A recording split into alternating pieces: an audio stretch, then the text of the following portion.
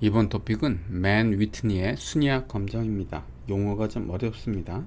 순위에 관한 얘기인데 합을 비교하는 것입니다. 예부터 시작해 보겠습니다. 이 부분입니다. 통증을 호소하는 환자에게 약 A와 B를 투여해서 통증이 사라지는 시간을 조사하고 있습니다.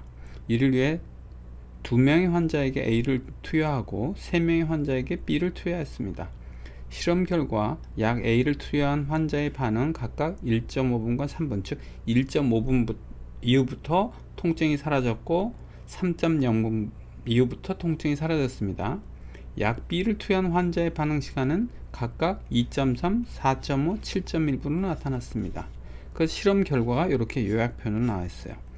약 A를 먹었더니 1.5분 후에 통증이 사라졌고, 또한 환자는 3.0분 후에 통증이 사라졌고, 약 B를 먹었더니 2.3분 후에 통증이 사라지고 4.5분에 통증이 사라지고 7.1분 후에 통증이 사라졌습니다. 즉 약 A는 2명이 그 대상이었고 약 B의 대상은 3명이었습니다. 순위 측면에서, 순위합이라는 것은 순위 측면에서 블라블라블라 하는 겁니다. 자, 이거를 표로 만들어 본 게 요 표입니다. 표 13.1이고요. 반응 시간이 짧은 것부터 해서 1.5, 그 다음 짧은 게 2.3이죠. 그래서 2.3, 그 다음 짧은 게 3.0, 그 다음 4.5, 그 다음 7.1입니다. 이렇게 해놓고 순서대로 여기서 나열을 했어요. 제일 짧은 시간, 두 번째, 세 번째, 네 번째, 다섯 번째.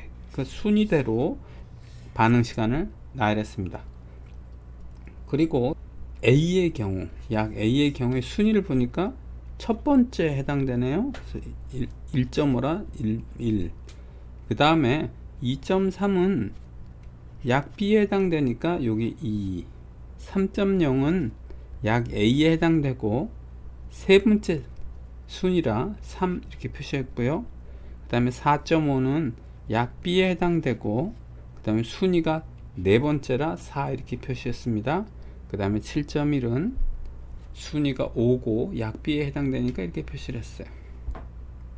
순위 합을 계산하니까 1 더하기 3이라 4가 되고 2 더하기 4 더하기 5라 11이 됩니다.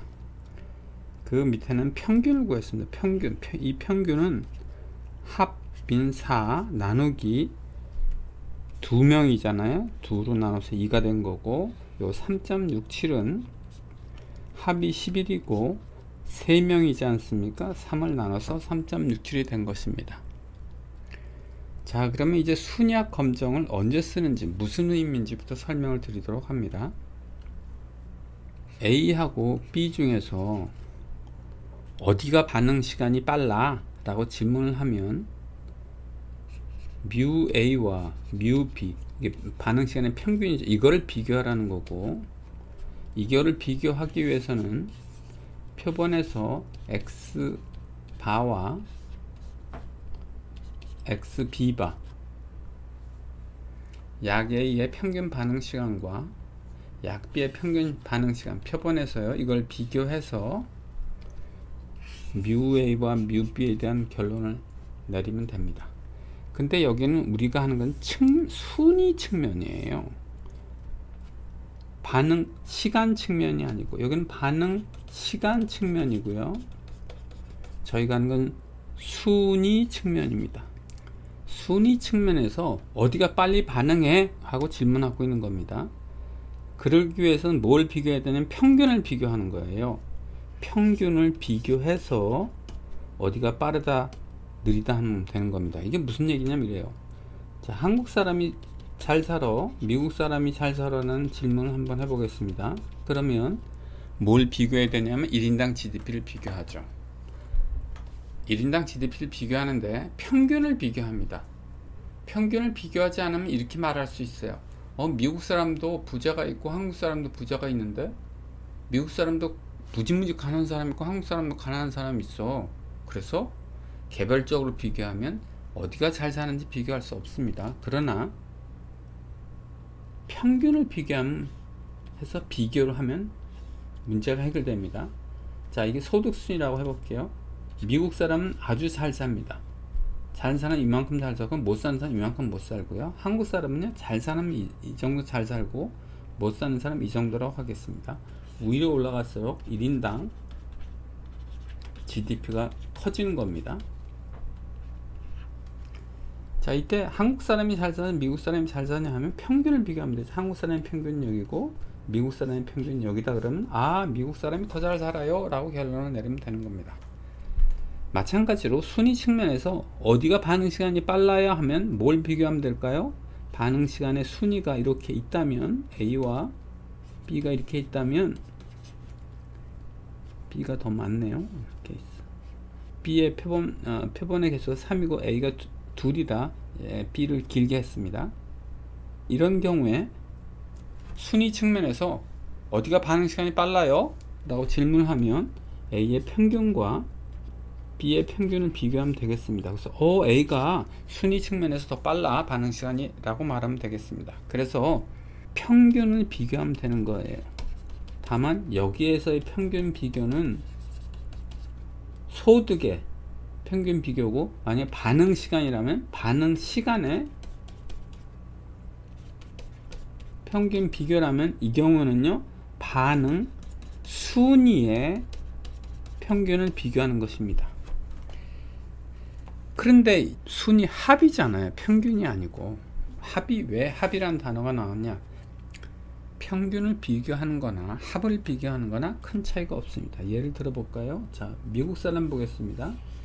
미국 사람이 전체 소득이 100이라고 하고 인구가 10명이라고 하겠습니다. 그러면 평균이 얼마예요? 평균이 100 나누기 10 해서 10이 됩니다.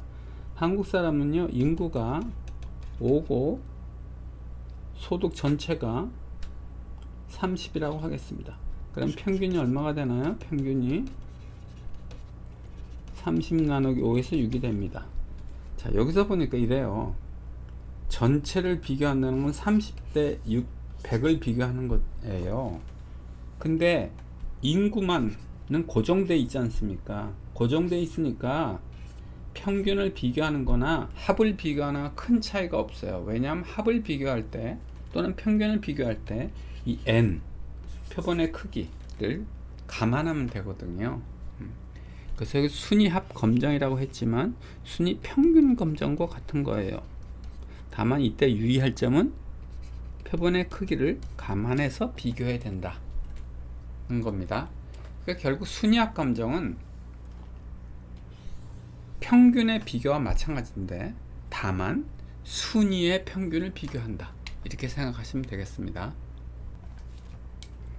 이 사례에서 평균이 순위 측면에서요, 같나 다르나를 검증해 보겠습니다.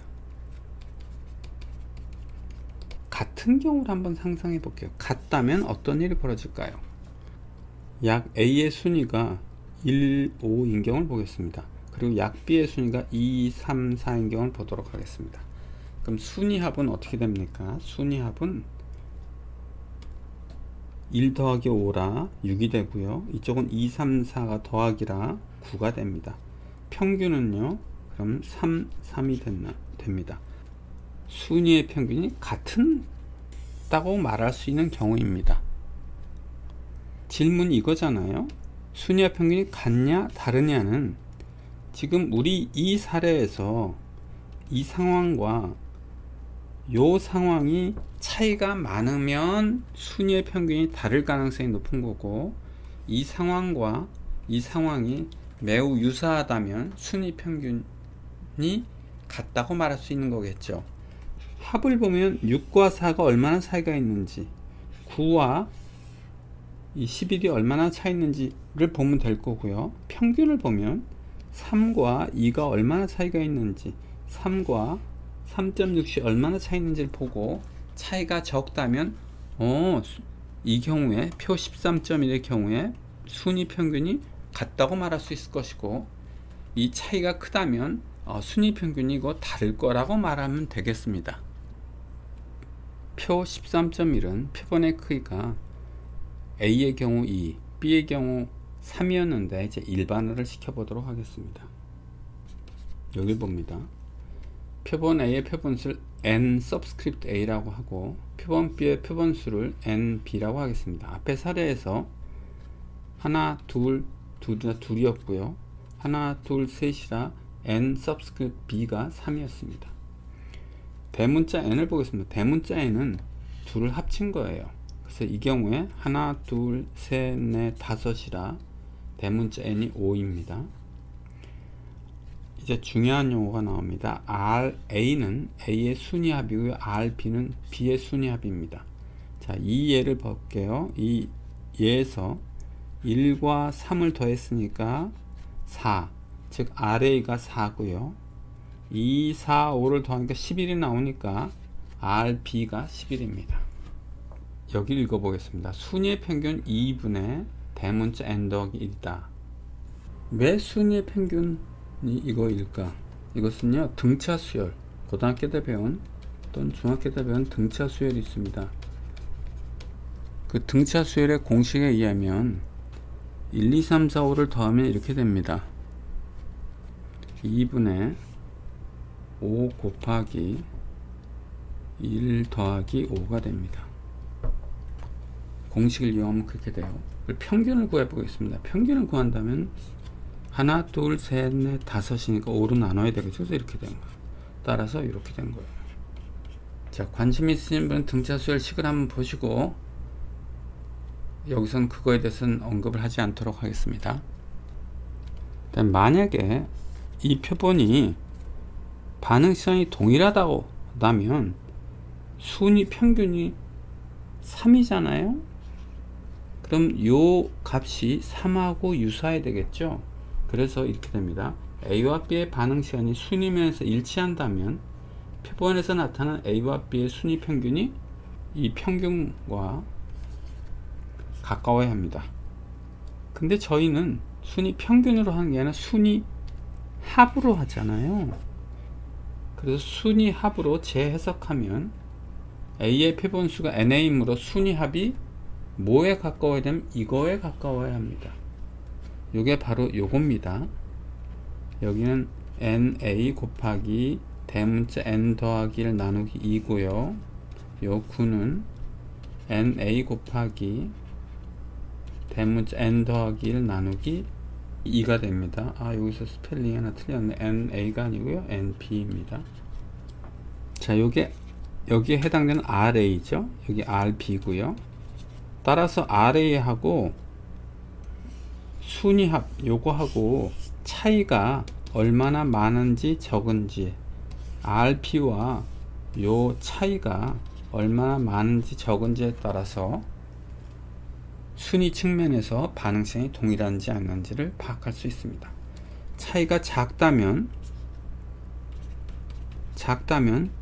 순위 측면에서요, A와 B의 반응 시간이 동일한 거고, 차이가 크다면 순위 측면에서 A와 C의 반응 시간이 다른 겁니다.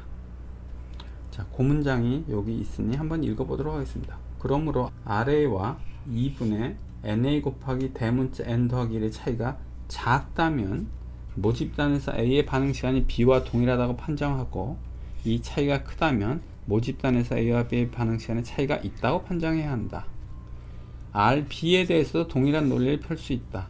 RB와 2분의 NB 곱하기 N 더하기 1의 차이가 작다면 모집단에서 B의 반응 시간이 A와 동일하다고 판정하고, 이 차이가 크다면 모집단에서 두 반응의 차이가 있다고 판정한다. 이와 같이 순위합을 이용하는 검정 방법을 순위합 검정 또는 맨 위트니의 순위합 검정이라고 합니다. 여기서 보면 RA와 이거를 비교했고요. 지금 RP와 요거를 비교했는데요. 어느 쪽 한쪽만 비교해도 동일합니다. 결과는. 즉 이렇게 되는 거죠. 결론적으로 평균을 비교하는 건데, 순위 측면에서요, 평균을 비교하는 거나 순위 합을 비교하는 거나 큰 차이가 없다. 다만 여기서 표본의 크기를 감안하고 비교하면 되겠다 입니다. NA가 1이고 NB가 2인 경우부터 보겠습니다. 이 보는 이유는 조금 있다가 설명을 들으면 이해할 수 있습니다. 자, 이때 array를 한번 보겠습니다. array가 어떻게 될까요? 자, 순서대로 하니까 1, 2, 3이겠죠. 왜냐하면 하나 더하기 2니까 3이 1, 2, 3이고요. A의 순서는 A의 순위, B의 순위가 있을 수 있는데 예를 들면 B의 순위가 1, 2인 경우를 보겠습니다. 그러면 A 순위는 어떻게 해요? 당연히 3밖에 안 남겠죠? 3이 되고요. B의 순위가 이렇게 된 경우를 보겠습니다. 1이 남겠죠? 따라서 A의 순위는요 1 또는 2 또는 3 중에 하나입니다. 그러므로 array가 취할 수 있는 수치는 1, 2, 3 중에 하나입니다. 만약에 무작위로 수치를 취한다면 array의 분포는요 이렇게 될 거예요. 3분의 1, 3분의 1, 3분의 1이 될 겁니다. 이를 명확하게 그림으로 표시하면 이와 같습니다. 자, 이번에는 NA를 2로 바꿔보겠습니다. NB는요 2 그대로 하고요. 그러면 이런 그래프가 어떻게 바뀔까요? 이런 경우 array의 분포가요 이렇게 바뀝니다. 자, 요것과 요것을 이제 비교할 겁니다. 이제 또 NA를 2 대신에 4로 바꿔볼게요. NB는 그대로 2고요. 그러면 array 분포가 어떻게 바뀔까요? 이렇게 바뀝니다. 자, 그림 3개가 있죠. 일단 NA가 1이고 일단 NA가 2고요. 이건 NA가 4입니다. NB는 2로 고정되어 있는데 NA가 커지니까 어떤 느낌을 받습니까? 분포가 점점 정기분포랑 비슷해짐을 느낄 수가 있습니다. 그래서 이거로부터 우리는 이렇게 결론을 내릴 수 있습니다. NA가 커지면 커질수록 array의 R는 정기분포랑 유사해진다.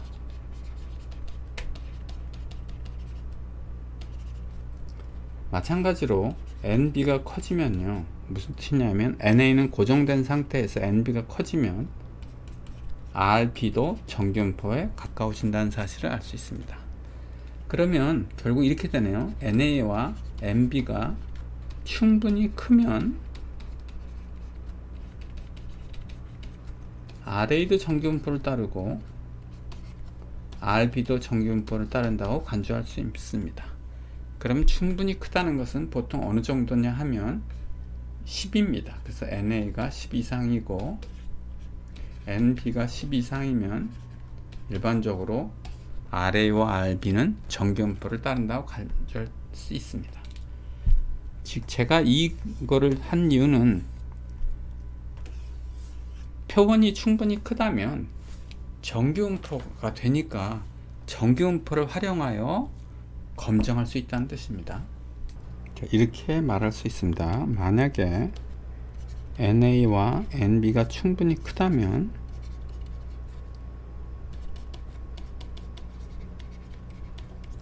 RA와 RB는 정기분포를 따릅니다. 평균은 이거고요. 그다음에 분산은 이것인데 분산이 왜 이거 나온지는 설명을 여기서 안 드리도록 합니다. 평균 이거는 아까 저희가 설명드린 거고요.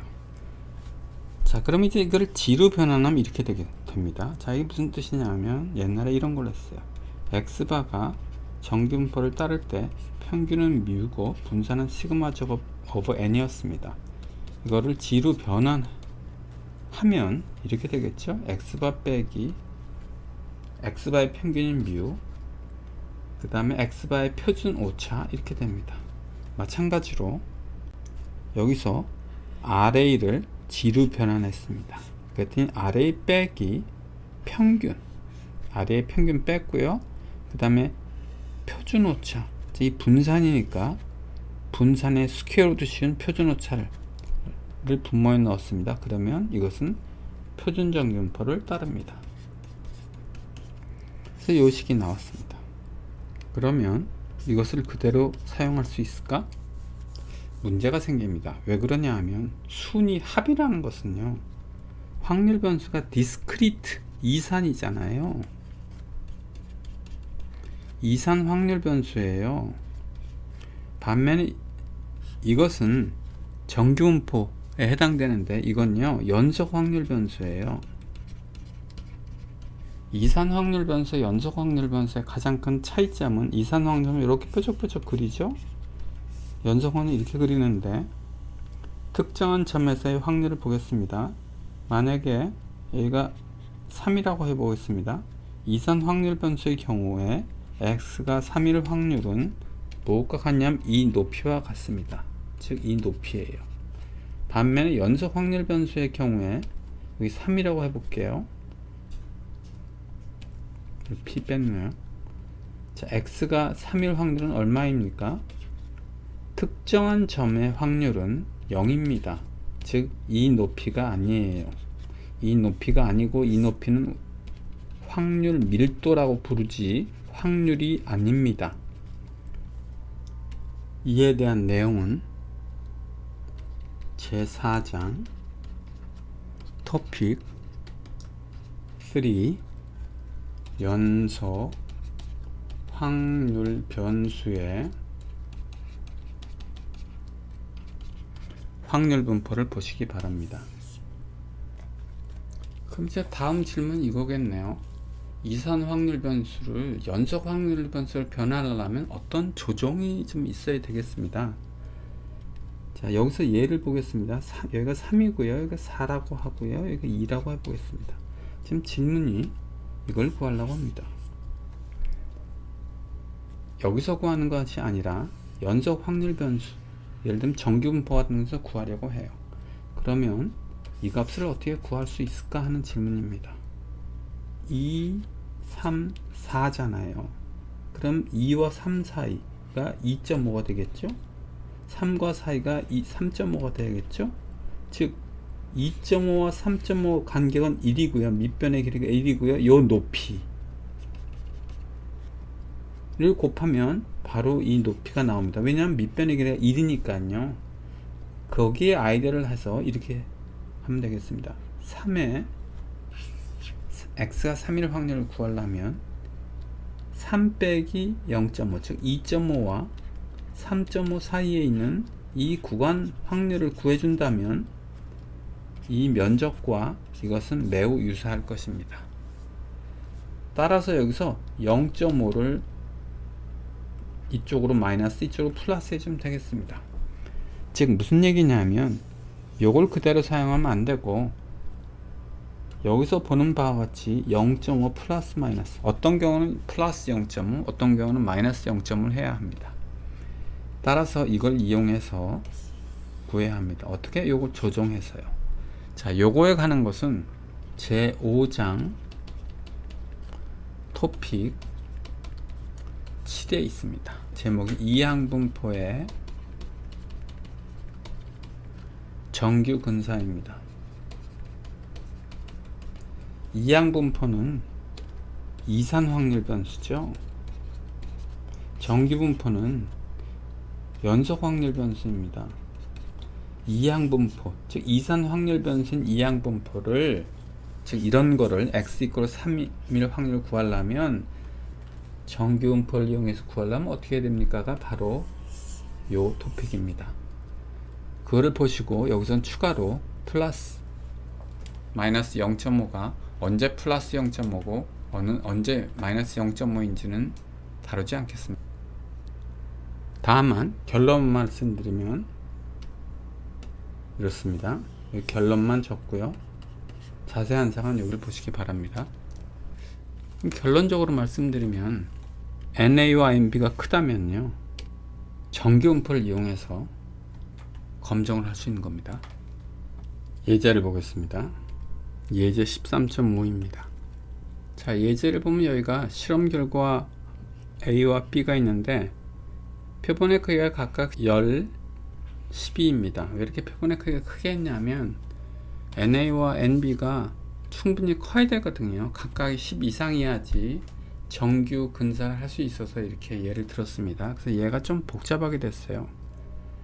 자, 문제를 읽어보겠습니다. 통증을 호소하는 환자들에게 약 A와 B 중 어느 약이 진통 효과가 빠르게 나타나는 데를 조사하려고 한다. 이를 위해 10명의 환자에게 약 A를 부여하고 약 12명의 환자에게 약 B를 투여하였다. 실험 결과는 다음과 같다 라고 나왔습니다. 아까 예제와 거의 유사하지만 다른 점은 표본의 수가 크다는 겁니다. 그 다음에 질문의 핵심이 여기 있죠. 두 약의 반응 시간이 다르다는 대립가설에 대한 검정을 순위학 검정으로 하되 정기군사를 이용하고 알파는 5%로 하시오 했습니다. 한번 풀어보겠습니다. 여기 있습니다. 첫 번째 스텝은 가설의 설정이고요. 가설의 설정은 규모가설은 뭐냐 하면 모집단에서 A와 B의 반응 시간의 순위 평균이 동일하다. 대립가설은 아니다 하면 되겠죠.